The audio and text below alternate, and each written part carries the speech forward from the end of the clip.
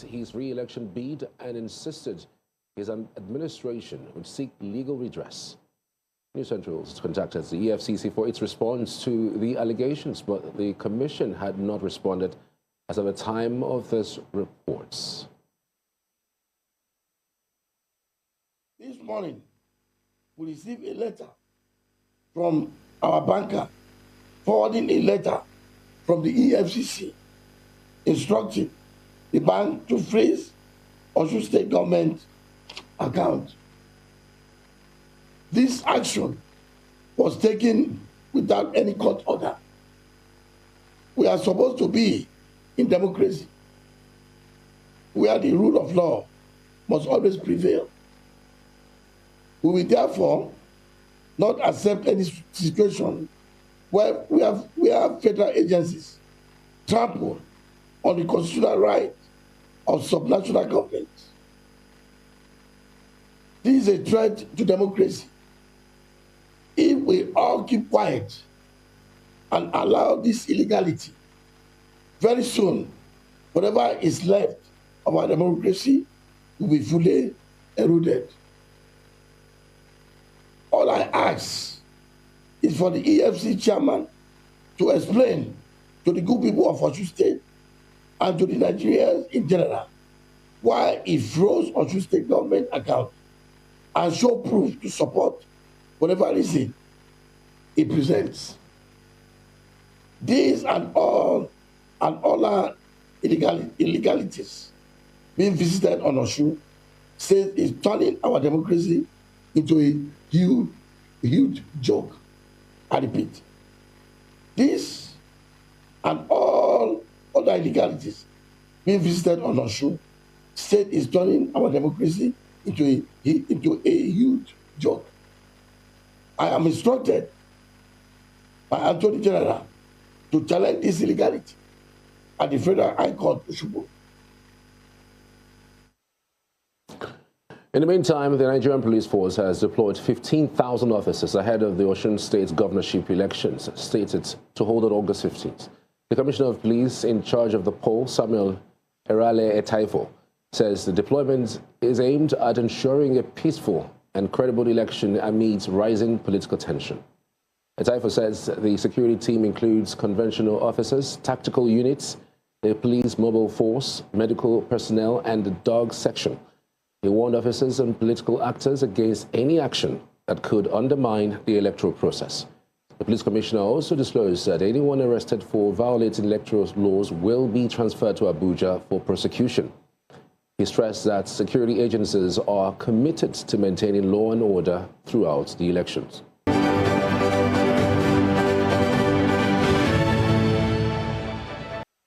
Joining us for a conversation regarding the deployment of police in Osun State is CSP Anyete Iniedu. Good to have you. Good evening. Thank you so much, and thank you for having me here. I'm really grateful. So, I mean, it's interesting that the police is deploying 15,000 of its personnel to these elections. What specifically would these policemen be doing in regards to these particular elections?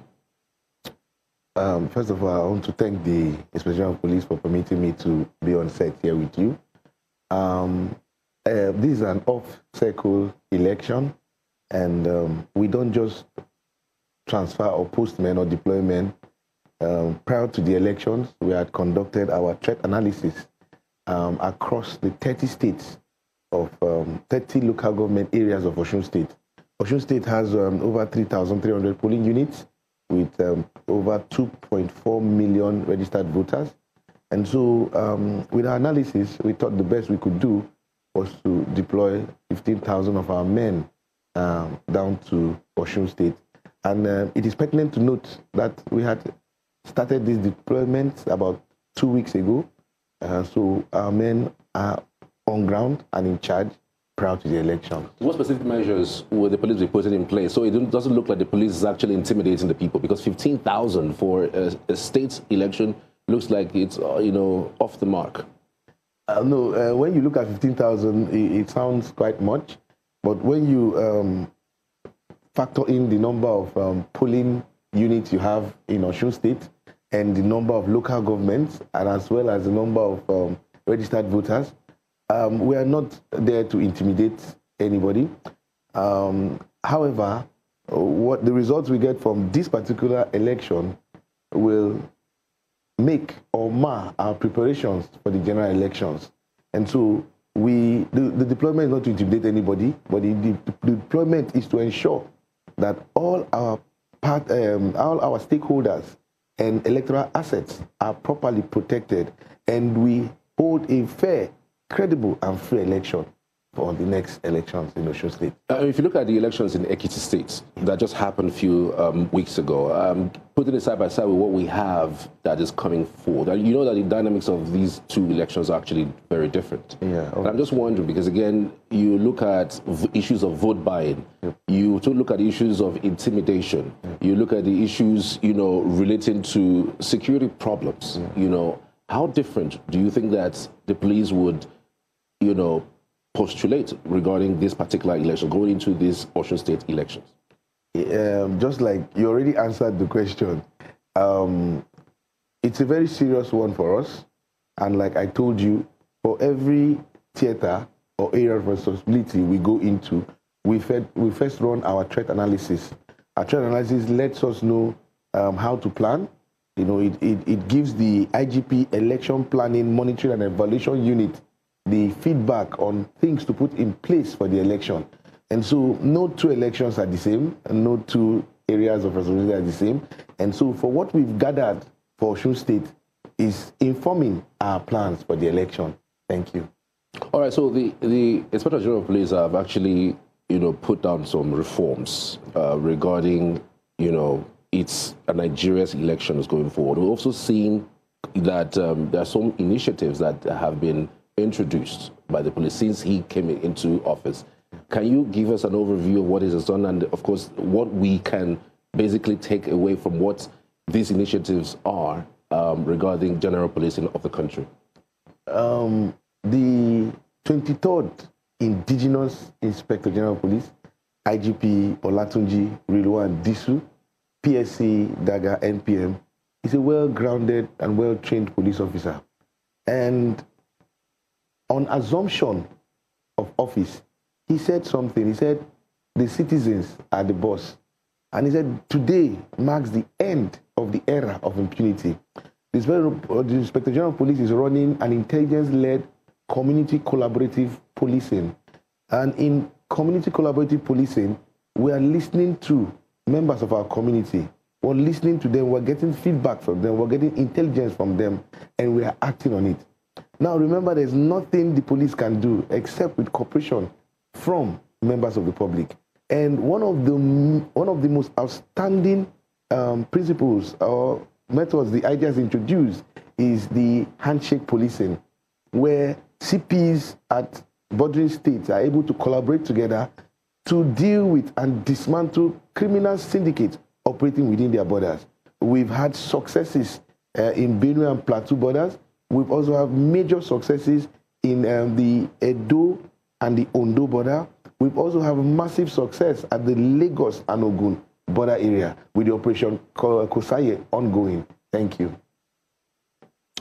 Well, we've seen our elections come with several issues. Yeah. I'm just thinking, really, what would be your word to political actors? Because I've seen some reports from the CSOs giving their preliminary thought about what the elections will look like, giving the attacks, targeted political attacks, and security concerns, as the case may be. I mean, we just read that right now that EFCC has frozen the account of the Osun State government. So, I mean, building up to this particular election, you see a lot of dynamics playing. What are the police actually telling political actors on the ground regarding this particular elections? First of all, our primary role as the Nigerian Police Force, the lead internal security agency in Nigeria, is to maintain law and order during the electoral process. And so, as a force, we call on members of the public to turn out en masse and vote for the elections. The Nigerian Police Force will not tolerate any incidents of electoral thuggery or intimidation. We will not tolerate the use of our men to intimidate anybody coming to cast his franchise. And we want to also plead with parents, especially mothers, to advise their wards to be peaceful and not to be used for anything, any unlawful act during the election. The blood of any Osun citizen is not worth the political price of anyone. Thank you. All right. CSP Anyete Niedu, thank you so much for coming. We truly appreciate it. Thank you for having me. I'm really grateful. I hope to come here again some other time. Thank you. Have a wonderful day. All right, we're headed for a very short break. When we return, the 6th edition continues. Just stay with me.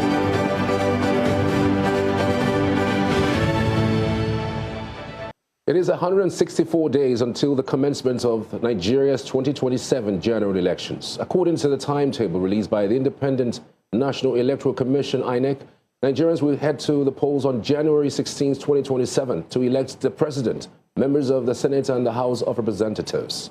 Ahead of the elections, political parties have concluded key internal processes, including the emergence of candidates who will fly their flags in the campaigns. So what are the critical dates leading up to Elections Day? And what should political parties, candidates and voters expect in the months ahead? Let's take a look at the INEC timeline. The process began on February 13, 2026, when INEC issued the notice of election. Since then, political parties have submitted their membership registers, conducted their primaries, and nominated candidates for the various elective offices. The Commission has also published candidates' particulars and the final list of candidates.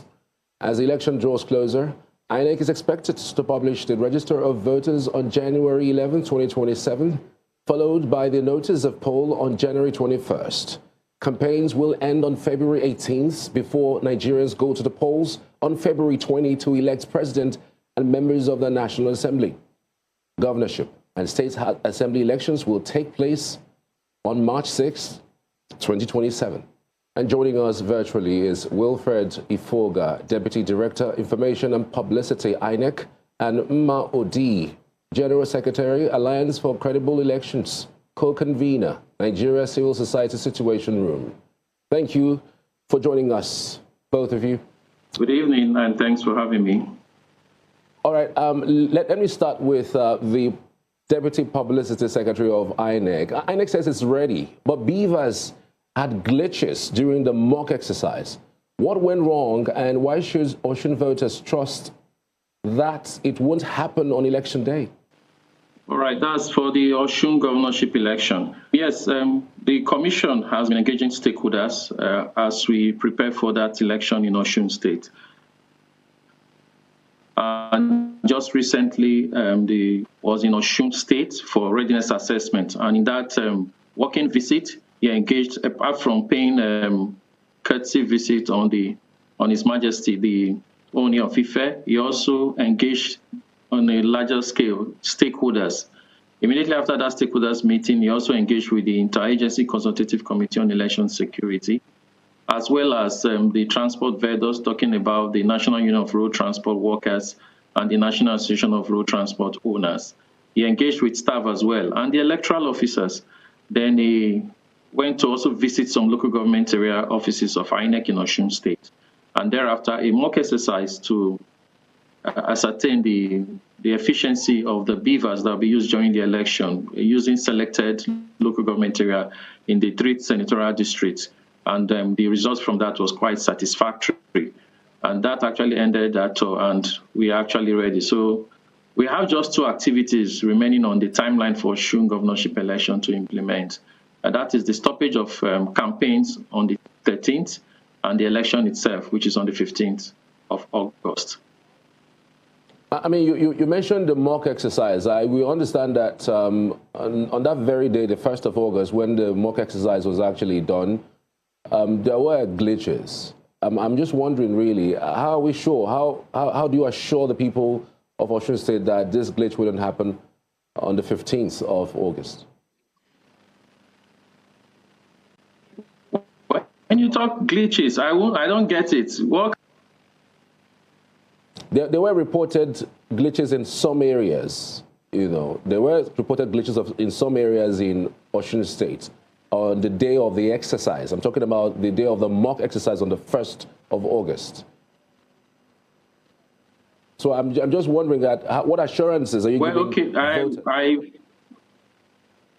Okay, I wouldn't know now. When you talk about glitch, it depends on what you mean. Is it with the accreditation of the voters or the transmission of the accredited figures to the IREV? Yes, it's the transmission of the numbers to IREV. Okay, well, that I cannot confirm. You are the one saying it because I never had any report of any of such. What I can tell you is that the exercise was successful. People were actually accredited. It didn't take more than 30 seconds for those who made themselves available to be accredited. And same was also uploaded on the IREV to see whatever has been done during that exercise. All right. Thank you so much for your time. We truly appreciate. We hope that the elections go peacefully as planned. And of course, the people are given the opportunity to choose their next leader. Many thanks for your time. Thanks for having me. The Speaker of the House of Representatives, Abbas Tajuddin, has called for deliberate efforts to prepare young Nigerians for leadership, saying they should play active roles in governance rather than remain spectators. He made the call at the launch of the Leadership for Equity, Advocacy and Development Fellowship in Abuja, where stakeholders also stressed the need to equip young people with ethical leadership skills. News Central's Idong Joseph reports. Represented by the chairperson of the House Committee on Women Affairs and Social Development, Kafilat Ogbara, the speaker emphasized that leadership is about responsibility and accountability, calling for greater investment in preparing young Nigerians for public service. It is important to give these young people the knowledge, networks, ethical grounding, and institutional access needed to translate ambition into public value. We therefore welcome the LEAD Fellowship, which directly addresses this gap. Part of efforts towards this call is the commencement of an 18-month fellowship program to groom 1,000 student leaders across 10 tertiary institutions. Across this country, we have encountered exceptional student leaders with courage, unparalleled grit, vision, and remarkable organizing capacity. Yet, after graduation, too many of them find themselves standing at the edge of public life without clear pathways into governance, policy making, or democratic leadership. The House spokesperson, Akin Rotimi, urged participants to prioritize character, competence, and service above the pursuit of political power, saying stronger institutions require capable and ethical leaders. These efforts of the 10th Assembly House of Representatives reflect a clear conviction. Young people must not remain spectators in governance. Democracy works best when young people participate, organize, engage institutions, contest ideas, and hold leaders accountable. The fellowship is designed to bridge the gap between student preparedness and public service, while ensuring that a new generation of leaders committed to strengthening Nigeria's democratic institutions is equipped. In Abuja for News Central, Idong Joseph. Drama in Nigeria's federal capital territory. Two opposing protesting groups took to the streets of Abuja in protest over the state of the nation. While activist and politician Moile Shoure, alongside members of the Take It Back movement, marched through the streets of the capital demanding good governance, another group led by another activist, Collins Eshofe, also protested, demanding the immediate arrest and prosecution of Shoure, accusing him of conniving with external forces to destabilize the country. The Shoure-led protest was, however, halted at the access road leading to the three-arm zone by the combined team of police and military personnel, mounting a strong security presence. We made a couple of demands. We would like to understand what these demands are. And on top of those demands, we understand that you have a personal one, that the charges leveled against you at the Federal High Court be dropped immediately. Immediately, but that's not only our demand. That the DSS must be removed with immediate effect. That's Tosin Ajayi for even daring to be violating the rights of Nigerians. The DSS is not his private property. It is Nigeria's agency. There remains one man who continues to insult the intelligence of this nation. That man, Mr. Omole Sowore, he calls for revolution, not because he loves Nigeria, but because he's been sponsored to destabilize the very fabric of our governance. Inviting foreign donors, they have been sponsoring him to destabilize our country. Nigeria is not a banana republic. The DSS, they must rise up to protect our nation. Joshua Imari, judicial correspondent, joins us live for an update on this development. Joshua, many thanks for joining us. I mean, a busy day in the office today. I'm just wondering, what does it say about two opposing groups protesting in the capital? One saying that, look, it's about governance. The other saying, look, we are upholding what the government is doing and calling for the arrest of Sowore. It shows you that no matter what some set of persons think or what some set of individuals think, there are some individuals who are of the opinion that the opposite is the case. Now, Sowore is on the other side is saying that he wants an end to what he describes as bad governance, he wants an end to what he describes as insecurity, and he wants the charges leveled against him dropped. But these individuals, on the other hand, are saying that all is well with the country. Allow the president and the current administration do their job. In fact, the DSS should swoop in and arrest this man, prosecute this man. Notwithstanding the fact that Sowore has a pending case at the Federal High Court before Justice Mohammed Umar, who just adjourned for a long while. September 20, we'll return back to court to see what they have to say with regards to the allegations and the charges leveled against Sowore. If they will budge, maybe drop the charges against this man. Now, I don't know if you also monitored the protest in Lagos. I mean, is it in any way related? It is. It is supposed to be a nationwide protest, but unfortunately, the protest suffered limitation in some parts of the country. In Lagos, we understand that they were clamped down. We saw that one of our reporters who was at the scene of the protest earlier today said he saw some strange individuals take over the protest. And in the process of those individuals wrestling with those who came out to demonstrate, the police was on ground to disperse protesters so as to forestall any law and order. The guy even said that at a point in time, he got dozed on the face. So you can understand how the protest is. But it was quite surprising that in Abuja, where we've seen repeated protests in the past being dispersed by tear gas, police, and the likes, it was quite peaceful today. Even when the face-off between the individuals who were counter-protesting, I was expecting some sort of a spike in chaos or what have you. But surprisingly, the demonstrators who were on the side of Sowore made their way through this crowd, found their way to the other side, and where they were stopped by security operatives who barricaded the access roads leading to the 3 arms zone, talking about the Federal Secretariat, the National Assembly, and the Presidential Villa. All right, Joshua Imari, I mean, following up development regarding this, let's keep an eye on that development with a view to bringing our viewers some of the updates. Many thanks for your time. It's a pleasure. All right.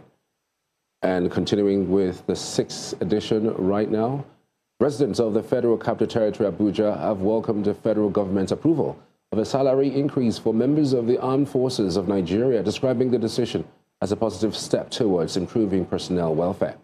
Many residents believe the salary review will boost the morale, commitment, and operational efficiency of military personnel, encouraging greater dedication in carrying out their constitutional responsibilities across the country. They also express optimism that the improved welfare package will strengthen ongoing efforts to tackle insecurity, urging the government to complement the increase with better equipment, training, and support for their armed forces. I believe that we are going to see dramatic changes if truly the money will be disbursed to even the people, even the military that are on the war front. I mean, the junior ranks in the fields, in the battle line. If really that money will reach them, will reach their pocket, there will be serious improvement. The military haven't been getting like a good treatment, like the food, the welfare, and like the payments, the salary they are being given. For the amount of work they do, it's actually sad. These are people who pay the price to ensure that there's security in the country, to ensure that their people are safe. They go there, they fight. You can't, after all those fighting, securing victory, you can't just pay them peanuts as salary, yes. So even some of them go at the battlefield and they lose their lives. They have families. They have their own needs. So at least the increment will encourage them to boost their morale in the field of battle no matter what, to see that their nation will be free from all sorts of crimes and the rest. Now, the federal government, in partnership with key stakeholders and development partners, have commenced a review of the national peace policy in a bid to strengthen the nation's current framework for peace building and conflict resolution. Stakeholders say that the policy, which was first introduced in 2012, is being updated to address emerging security challenges and promote sustainable peace across all levels of government. Our correspondent, Blessing Akibe, reports.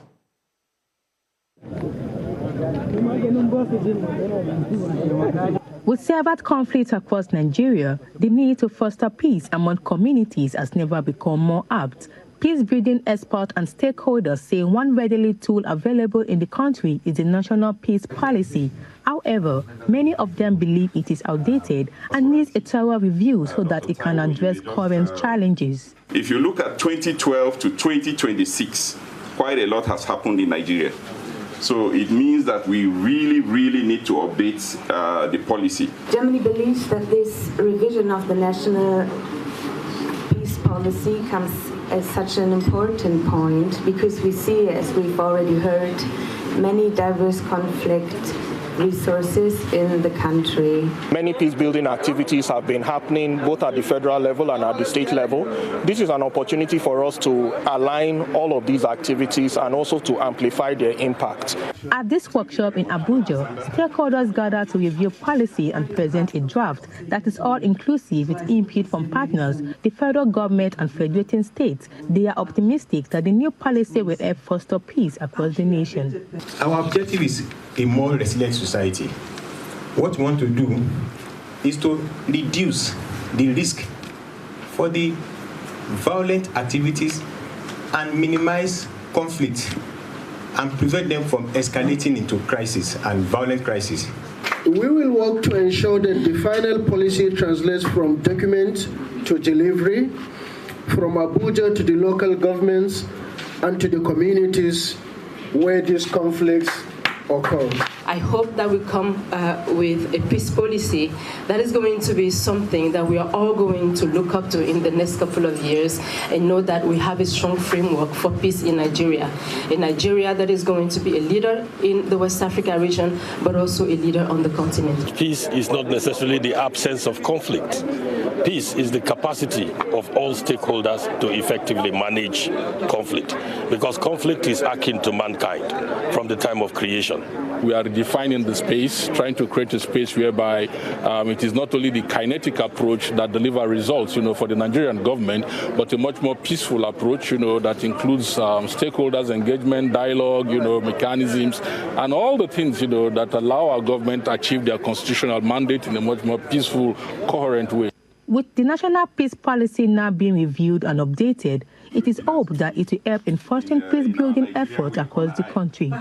In Abuja, for News Central, Blessing Akibe. And staying with security matters, Kogi State says it is stepping up efforts to combat kidnapping and other security threats through joint operations, enhanced surveillance, and the deployment of 530 forest guards.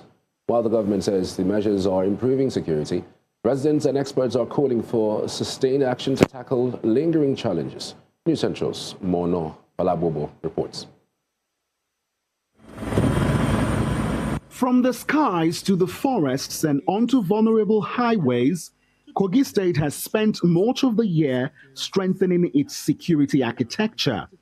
The measures include increased collaboration among security agencies, investment in surveillance technology, logistics support, and the deployment of 530 forest guards to support operations across vulnerable communities. But beyond the announcements, residents say the real question is whether these efforts are changing everyday life. A village near my town was even disaster all over a month now. You cannot see a single person in that village because of the problem of terrorism and herders. So if the forest that can assist us by carrying them to various villages and corners and roads, I think people can sleep with their two eyes. And like more than 3 months now, we didn't have any thing like that, maybe they kidnap or something like that, we thank God for our government. They are trying their best. For some residents, there are signs of progress. Others point to recent operations, including the rescue of 4 kidnapped victims in Yagba West by a joint team of soldiers and local vigilantes. Community intelligence gathering has actually improved. Most importantly, that of Okere attack yesterday that happened, the communities were fast to help with necessary information, which led to the rescue mission of the 4 kidnapped victims. Security analysts say the state's recent investments deserve recognition, but caution that lasting security cannot rely on force alone. The next level is for us to go to we call it community resilience. And when you don't build in the capacity of the community to provide information, it becomes difficult. Residents and experts agree on one thing: success will ultimately be measured not by the number of initiatives introduced, but by whether communities can once again live, travel, and farm without fear. In Kogi for News Central, Mono Balagbubu.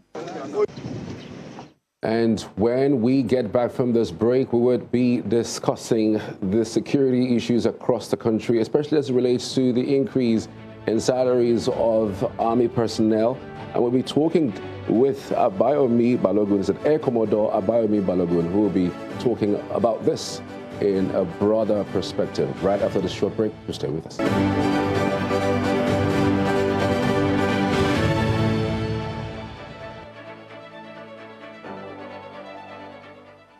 And just like I mentioned earlier, Air Commodore Abayomi Balogun joins us in the studio this evening. Good to have you. Good evening. Thank you. Right. How much difference do you think that the salary increase would make for the military personnel at this time? A lot of difference now, because this has been overdue. For a long time, the soldiers, we go to the same market, particularly the men. The armed forces is made up of officers and the men. The men are about 70%, and let's say the officers about 30%. The officers are comfortable somehow, but the men, who are the real people that do the job, they've been down to there. And then the salary has stagnated with increase in everything. So what you have seen the president do now is a serious boost on their morale. Because when you deploy a soldier either from home to another place or to the battlefront, he has 2 homes already. He has the home at home, and then he has another home at the front. How does that small salary cater for the 2? So this is it's a welcome news, and I'm sure the morale of the armed forces are very high now, and they should do more now that you are increasing their salary. But again, is better pay enough? Because so many persons also think that improvement in terms of equipment, training, is a lot better than that for now. Yes. All is combined to what we mean morale, because training is part of it, equipment is part of it, but the personal well-being, personal welfare of the men is also very important. If you give them all the weapons and they can't take care of their family at home, how would they be happy to fight for you? Yes, actually the demand was bigger than what the president has approved. What they wanted was at least minimum of 250,000 as baseline for the first entry soldier. But they couldn't get that. But what the president has done, again, I like the approach because he has elevated the guys down there. 80% salary increase for those guys down, and then the next level, 50% increase. Then the officers and the big men, 30% increase. So you have elevated the guys at the bottom, at least they can afford what they need to sustain their family. It's a great development. Now, how do we ensure, specifically for the government, that these salaries actually get to people on the front lines? Because we've heard over time that sometimes some of these, welfare doesn't really get to the guys in the field who are actually in front fighting. Yes, the salaries will get to them because right now it's paid direct from central bank. The other emoluments at the battlefront, is what I cannot guarantee. But the salary we get to them, which normally, once the salary comes, they leave checks at home for their families. Please go and cash this check when it is time. But there are other allowances at the front. The equipment they use, the feeding, because you can't send a soldier to the front and ask him to be eating gari or indomie. No, he needs something bigger that will sustain him to be able to stay at the front longer. So those kind of things are the ones that will keep them motivated out there. I can't guarantee that, but salary will surely get to them. Right, we've seen a myriad of issues, especially in the North Central region regarding insecurity, just like we saw with Kogi State. I'm just wondering, really, beyond what we see as killings, attack on communities, are there underlying issues that we are not seeing clearly that is happening that needs to be brought to the front burner? Because we hear something along the lines of mining as one of the key reasons why these insecurity issues are along the North Central region is actually persistent. Yeah. Big problem is that the security agencies and the people at the grassroots are not on the same page. Yes, the military men are fighting, they are doing whatever they can, but are they getting enough cooperation for the people at the grassroots? That is why I have been canvassing that we change our security architecture and make it a bottom-up approach so that the people down there, they are the first layer of defense. They don't need to carry arms, but they tell the security operatives, it's happening here, it is happening here. It will help the security personnel to be able to help them. But then, we are not doing that. So what I think is the issue at stake here is to get the buy-in of the people, because these guys are not, the bad guys are not spirits. They live among people, and they know them. So when you see something, you say something.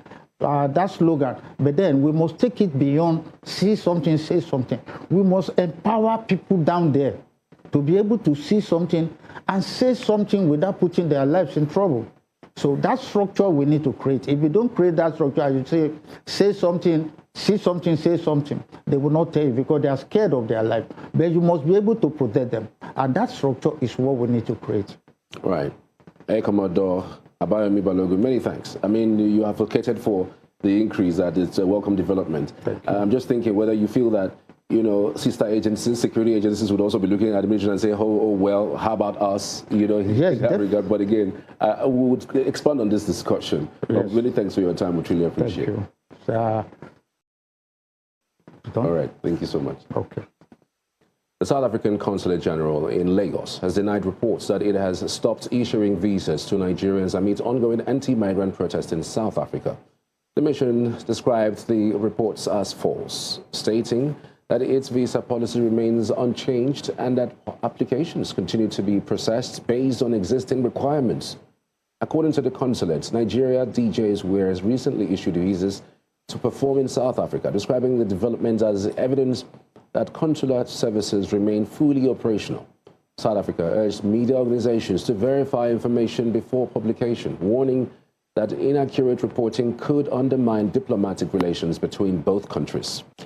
The African Centers for Disease Control and Prevention has warned that the Ebola outbreak in the Democratic Republic of Congo is spreading at an alarming rate, with more than 1,700 deaths recorded in just 14 weeks. The outbreak has reached 3,802 confirmed cases since it was declared in May, making it the fastest growing Ebola outbreak on record. Health officials say nearly 70% of new infections are occurring outside known contact lists, showing widespread community transmission. Authorities say armed conflicts, population displacement, illegal mining, and difficulties identifying the first infected patient have slowed containment efforts.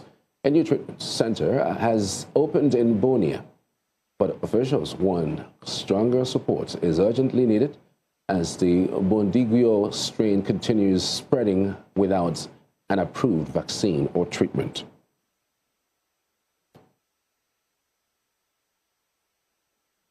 And that's all at this hour. But before we go, here's another look at some of our major stories. We told you that EFCC freezes Osun State account 10 days to governorship elections. You also heard that World Health Organization reports 3,605 cases, 1,587 deaths in largest Ebola outbreak in DR Congo. And finally, we told you that South Africa have dismissed claims of visa suspension for Nigerians.